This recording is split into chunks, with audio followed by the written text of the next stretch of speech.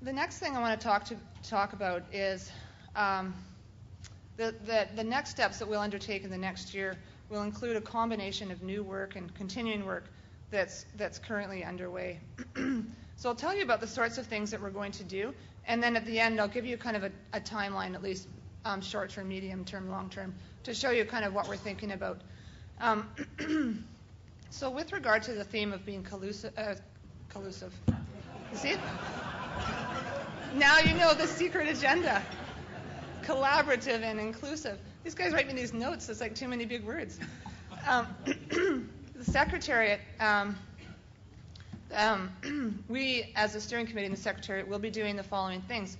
We'll be developing options for stakeholder engagement strategies, because I heard the chicken and the egg thing.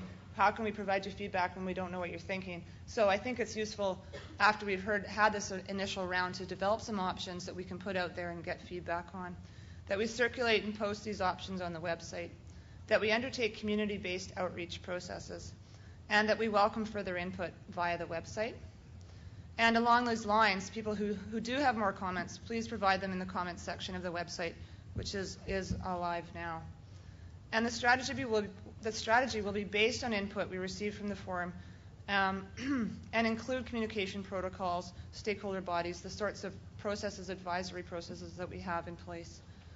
On the idea of being efficient and effective, based on the governance structure, stakeholder engagement strategy and input received in the PNCIMA prep meetings and at this forum, that we'll develop and finalize a PNCIMA process terms of reference. And that terms of reference will include a vision and objectives, principles, governance and engagement mechanism, a work plan, and an explanation of how this process relates to others. From the perspective of being purposeful, we've talked about the Marine Transportation Working Group, and there are some next steps involved with that as well.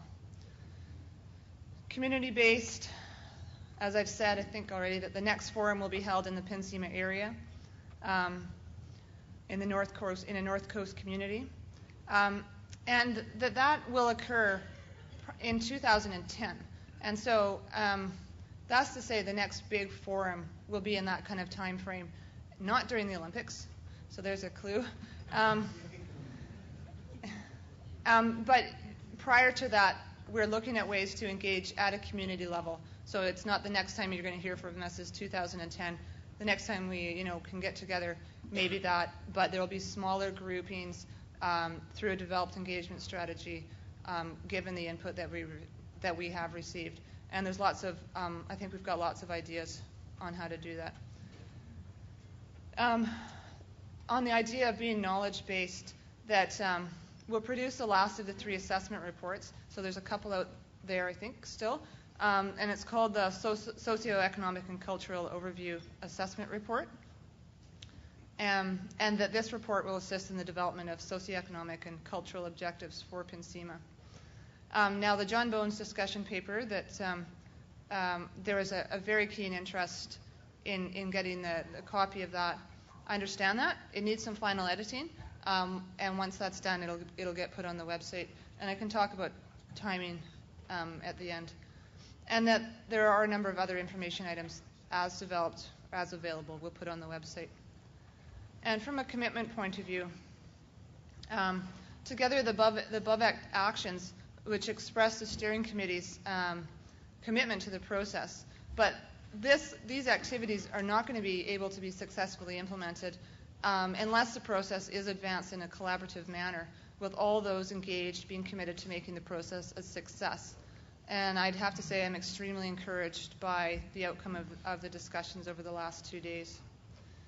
I just want to make reference to there are other activities going on right now, and just to draw the linkage to them, that DFO is working with Parks Canada on the Guayhanas NMCA, that we are working on moving forward with the glass sponge reef area of interest, something that we have been consulting on recently.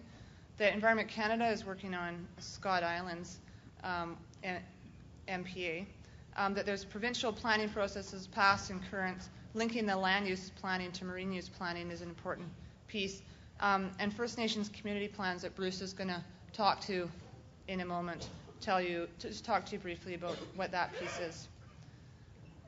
So just to kind of recap and talk about the sorts of things we're going to do.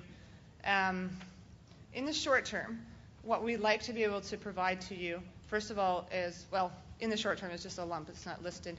But John Bone's paper, his discussion paper, we need to do some final editing. We want to get it on the website. We need to develop an engagement strategy. The community meetings need to be held. The notes from this meeting and continuing updating of the website. We're lumping all those in kind of our short term. We have a huge list of activities, as you can imagine, and so those are the ones that we're prioritizing on top. In the medium term will be the development of the process terms of reference, moving forward on the Marine Transportation Working Group, development of the coral and sponge conservation strategy, and progress on the Gwaii-Haanas NMCA. And then finally, longer term, the socioeconomic and cultural overview assessment. Had to practice that one. And then organizing the 2010 Fall Forum. So as you can hear, I think there's a lot of work to be done. There's probably other items that you want put on the list. And much as all of you have your own capacity issues, we have capacity issues too. But I can tell you, as the chair of the steering committee and as the regional director for the Oceans Habitat Enhancement Branch at DFO, that this is a key priority for me. It's something that I very much want to see happen. It's something that I've worked on for 9 years, and so I can assure you that we will make best efforts with capacity and funds available to move forward. And so with that, I will think that we can turn to Q's and A's.